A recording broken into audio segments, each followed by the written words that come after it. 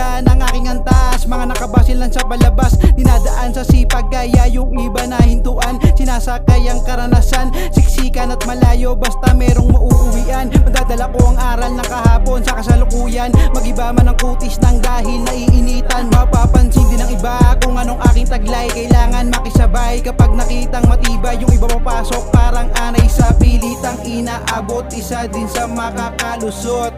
Plansyado ang bawat kanta, walang gusot. May makukuha din sa bawat paghugot. Akit sa rurok, sa ngayon kailangan ko muna sumubok ng sumubok.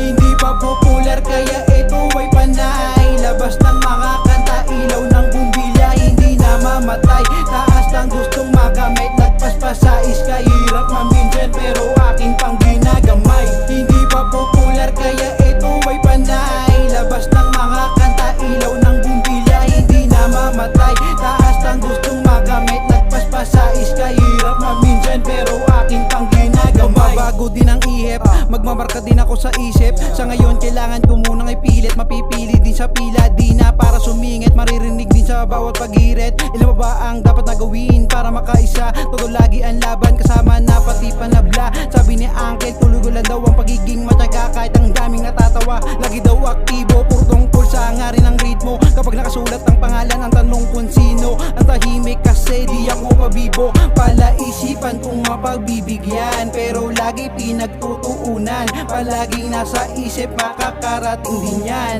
Ang hirap pagsabayin ng trabaho at ilig, pero kahit paano may nakarinig ng tinig.